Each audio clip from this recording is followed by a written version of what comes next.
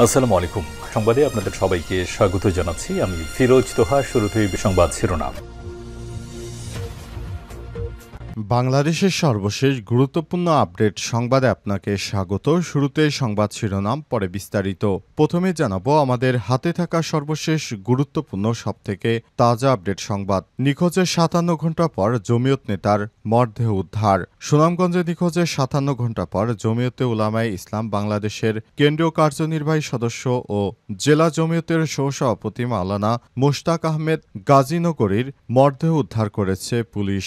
আজ ৮:৩০টার দিকে দিরাই উপজেলার শরীফপুর বাট্টা এলাকায় নদীতে ভাসমান অবস্থায় তার লাশ পেয়ে স্থানীয়রা পুলিশকে খবর দেয়।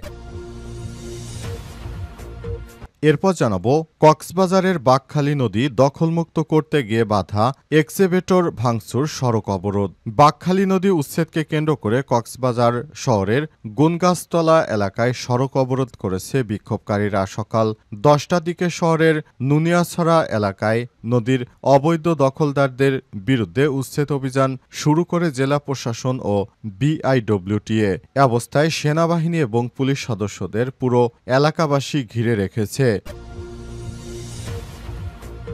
এদিকে ভাঙা ফরিদপুর ও ভাঙা খুলনা মহাসড়ক অবরোধ, যান চলাচল বন্ধ। ফরিদপুরের ভাঙা উপজেলার আলগী ও হামিদদী ইউনিয়নকে ফরিদপুর ৪ আসন থেকে ফরিদপুর ২ আসনে অন্তর্ভুক্ত করে বাংলাদেশ নির্বাচন কমিশনে গেজেট প্রকাশের ঘটনায় ফুঁসে উঠেছে পুরো উপজেলাবাসী। এই ঘটনার প্রতিবাদে ৫ই সেপ্টেম্বর সকাল থেকে হাইওয়ে এক্সপ্রেস অবরুদ্ধ করে প্রতিবাদ করেন স্থানীয়রা। এতে দক্ষিণাঞ্চলের অন্তত ১৬টি জেলার যানবাহন আটকে পড়েছে। এবারে জানাবো জুলাই সনদ বাস্তবায়ন নতুন সাংবিধানিক ব্যবস্থার প্রবর্তন কূ হিসেবে গণ্য করা হবে বলছে বিএনপি। নির্বাচনের আগে নয়, পরবর্তী ২ বছর সংবিধান সংস্কার হবে। নির্বাচনের আগে সাংবিধানিক সংস্কার করা যাবে না। আগামী সংসদ গঠিত সরকার পরবর্তী ২ বছর সংবিধান সংস্কার করবে। জুলাই সনদে সব দল এই অঙ্গীকার করবে। নতুন সাংবিধানিক ব্যবস্থার প্রবর্তন বিপ্লব নয়, বরং কূ হিসেবে গণ্য করা হবে বলে মনে করে বিএনপি। এবারে জানাবো দুবাইয়ে ১২০০ কোটি টাকা পাচার, ভূমিমন্ত্রী সাইফুজ্জামান চৌধুরী ও তার স্ত্রীর বিরুদ্ধে মামলা। ১২০০ কোটি টাকা দুবাইয়ে পাচারের অভিযোগে মানি লন্ডারিং প্রতিরোধ আইনে সাবেক ভূমিমন্ত্রী সাইফুজ্জামান চৌধুরী ৫৬ ও তার স্ত্রী রুকমিলা জামানের ৪৬-এর বিরুদ্ধে মামলা করেছে পুলিশের অপরাধ তদন্ত বিভাগ সিআইডি। এবং সর্বশেষ জানাবো বালিশকাণ্ডে চাকরি হারালেন রূপপুরের প্রকল্পের এক প্রকৌশলী, আরেকজনের বেতন কমল। পাবনার রূপপুর গ্রিন সিটি প্রকল্পের ২০১৯ সালের নির্মাণাধীন ২০ ও ১৬ তলা ভবনের আসবাবপত্র এবং প্রয়োজনীয় সামগ্রী ক্রয় এবং ভবনে উঠানামানোর কাজে অস্বাভাবিক ব্যয়ের অভিযোগে দোষী সাব্যস্ত হয় গণপূর্ত অধিদপ্তরের উপসহকারী প্রকৌশলী মোহাম্মদ শাইনুদ্দিনকে বাধ্যতামূলক অবসর এবং উপসহকারী প্রকৌশলী মোহাম্মদ আলমগীর হোসেনকে নিম্ন বেতন গ্রেডে অবনমিতকরণ করে প্রজ্ঞাপন জারি করেছে গৃহায়ন এবং গণপূর্ত মন্ত্রণালয়। প্রিয় দর্শক, এতক্ষণ শুনছিলেন সংবাদ শিরোনাম, এবারে বিস্তারিত। তবে তার আগে বন্ধুরা, অনুরোধ থাকবে সংবাদটিতে একটি লাইক দিন। এই চ্যানেল আপনি নতুন হয়ে থাকলে আমাদের সংবাদটি দেখতে দেখতে চ্যানেলটি সাবস্ক্রাইব করে রাখুন। কমেন্ট করে বন্ধুরা আপনার মূল্যবান মতামত জানিয়ে দিন আপনি বিশ্বের কোন দেশ থেকে বা বাংলাদেশের কোন স্থান থেকে আমাদের সংবাদটি দেখছেন এবং শুনছেন। আর বন্ধুরা, এই সংবাদটি আপনার সোশ্যাল মিডিয়া ফেসবুকে শেয়ার করে বন্ধুদেরও দেখার সুযোগ করে দিন। কমেন্টের মাধ্যমে জানিয়ে দিন আপনি বাংলাদেশের কোন জায়গা থেকে বা বিশ্বের কোন দেশ থেকে আমাদের সঙ্গে কানেক্টেড রয়েছেন। এবারে বিস্তারিত। নিখোঁজের ৫৭ ঘণ্টা পর জমিয়ত নেতার মরদেহ উদ্ধার। সুনামগঞ্জে নিখোঁজের ৫৭ ঘণ্টা পর জমিয়তে উলামায়ে ইসলাম বাংলাদেশের কেন্দ্রীয় কার্যনির্বাহী সদস্য জেলা জমিয়তের সহসভাপতি মাওলানা মোশতাক আহমেদ গাজীনগরীর ৫২-র মরদেহ উদ্ধার করেছে পুলিশ। শুক্রবার ৫ই সেপ্টেম্বর সকাল ৮:৩০টার দিকে দিরাই উপজেলার শরীফপুর বাট্টা এলাকায় নদীতে ভাসমান অবস্থায় তার লাশ দেখতে পায় স্থানীয়রা। এরপর পুলিশকে খবর দেন। পরে পুলিশ মরদেহ উদ্ধার করে করে বিষয়টি নিশ্চিত করেছেন মুশতাকের ভাতিজা আবু সুফিয়ান এবং সুনামগঞ্জ জেলা জমিয়তের সাধারণ সম্পাদক তৈবুর রহমান চৌধুরী। মাওলানা মুশতাক গত ২ সেপ্টেম্বর রাত থেকে নিখোঁজ ছিলেন। তার স্ত্রী রুবি বেগম জানান, ওই দিন রাত 10:30টার দিকে ফোনে মুশতাক বলেন, আমি 1 ঘন্টার মধ্যে বাড়ি ফিরব। এরপর তার ফোন বন্ধ পাওয়া যায়। পরদিন ৩ সেপ্টেম্বর শান্তিগঞ্জ থানায় একটি সাধারণ ডায়েরি অর্থাৎ জিডি করেন রুবি বেগম।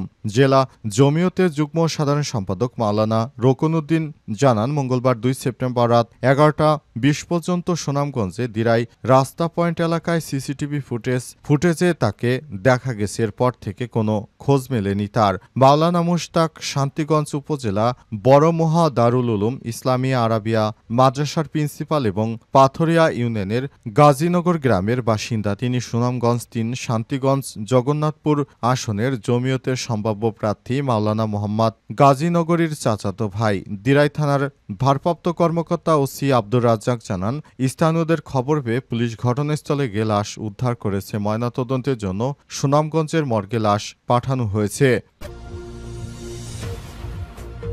কক্সবাজার বাঁকখালী নদী দখলমুক্ত করতে গিয়ে বাধা এক্সপ্রেটর ভাঙচুর, সড়ক অবরোধ। বাঁকখালী নদী উচ্ছেদকে কেন্দ্র করে কক্সবাজার শহরের গুনগাছতলা এলাকায় সড়ক অবরোধ করেছে বিক্ষোভকারীরা। সকাল 10টার দিকে শহরের নুনিয়াছড়া এলাকায় নদীর অবৈধ দখলের বিরুদ্ধে উচ্ছেদ অভিযান শুরু করে জেলা প্রশাসন ও WBIWT।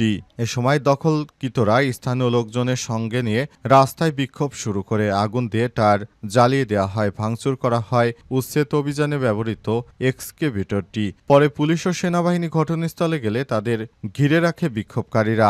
কক্সবাজার সদর মডেল থানার ওসি ইলিয়াস খান বলেছেন, বিক্ষোভকারীদের রাস্তা থেকে সরিয়ে দিতে আইনশৃঙ্খলা বাহিনী চেষ্টা করছে। অবরোধের কারণে সড়ক বন্ধ থাকায় কক্সবাজার বিমানবন্দরের দিকে যাত্রীরা ঢুকতে পারছে না, একইভাবে সেখান থেকে বেরো হতে পারছে না। অবস্থায় সেখানে খুবই উত্তেজনাকর পরিস্থিতি বিরাজ করছে। অবস্থায় কক্সবাজারে নেতাকর্মীরা আটকে পড়েছে এবং সেনাবাহিনী ও পুলিশের সদস্যরা এসে তারপর তাদেরকে উদ্ধার করে। অবস্থায় সেখানে এখন পরিস্থিতি থমথমে অবস্থা বিরাজ করছে। প্রশাসনের কর্মকর্তাদের ঘিরে রেখেছে স্থানীয়রা। ভাঙা ফরিদপুর এবং ভাঙা খুলনা মহাসড়ক অবরোধ করে যান চলাচল বন্ধ। ফরিদপুরে ভাঙা উপজেলা আলগী ও হামিরদী ইউনিয়নকে ফরিদপুর ৪ আসন থেকে ফরিদপুর ২ আসনে অন্তর্ভুক্ত করে বাংলাদেশ নির্বাচন কমিশন গেজেট প্রকাশের ঘটনায় ফুঁসে উঠেছে পুরো উপজেলাবাসী। এই ঘটনার প্রতিবাদে শুক্রবার ৫ই সেপ্টেম্বর সকাল থেকে হাইওয়ে এক্সপ্রেসওয়ে অবরুদ্ধ করে প্রতিবাদ করেন স্থানীয়রা। এতে দক্ষিণাঞ্চলের অন্তত ১৬টি জেলার যানবাহন আটকে পড়েছে। ভাঙা হাইওয়ে থানার অফিসার ইনচার্জ মোহাম্মদ রকিবুজ্জামান বিষয়টি নিশ্চিত করেছেন। তিনি জানান, সকাল ৮টা থেকে ফরিদপুর ভাঙা বরিশাল মহাসড়কের ফরিদপুর থেকে ভাঙা ইন্টারচেঞ্জ পর্যন্ত মহাসড়কে ২টি পয়েন্ট পুকুরিয়া বাস স্ট্যান্ড ও হামিরদী বাস স্ট্যান্ড এলাকায় বিক্ষোভ ও প্রতিবাদ মিছিল করছেন স্থানীয়রা। এছাড়া মাওয়া ভাঙ্গা খুলনা মহাসড়কের ভাঙা ইন্টারচেঞ্জ থেকে গোপালগঞ্জের মহাসড়কের মনসুরাবাদ বাস স্ট্যান্ড অবরোধ করে বিক্ষোভ মিছিল করছেন স্থানীয়রা। ওসি আরও জানান, ভাঙ্গার ২টি ইউনিয়ন বিচ্ছিন্ন করার প্রতিবাদে ফুঁসে উঠেছে স্থানীয় কয়েকটি গ্রামের বাসিন্দারা।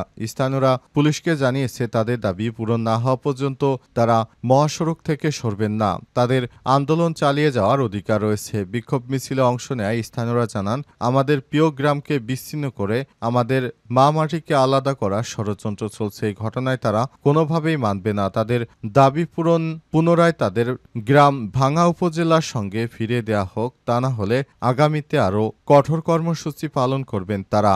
অর্থাৎ তারা কোনোভাবেই এখন আর ফরিদপুরের নগরকান্দা কিংবা ফরিদপুর জেলার সঙ্গে তারা সংযুক্ত হতে যাচ্ছেন না। জুলাই সনদ বাস্তবায়ন নতুন সাংবিধানিক ব্যবস্থার প্রবর্তন হিসেবে গণ্য করা হবে বলছে বিএনপি। নির্বাচন আগে নয়, পরবর্তী ২ বছরের সংবিধান সংস্কার।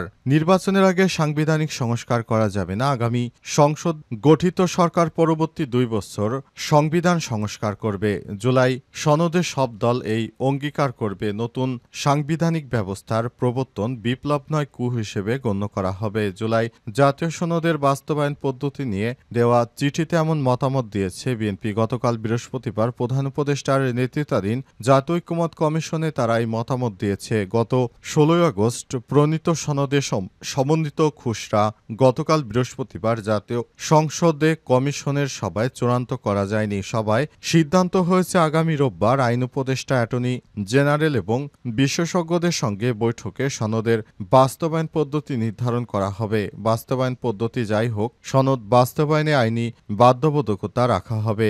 বিএনপি আগের মতো বলেছে যে সব সংস্কারের জন্য সংবিধান সংশোধনের প্রয়োজন নেই। অন্তর্বর্তীকালীন সরকার সেগুলো অধ্যাদেশ, প্রশাসনিক আদেশের মাধ্যমে নির্বাচনের আগেই করতে পারে।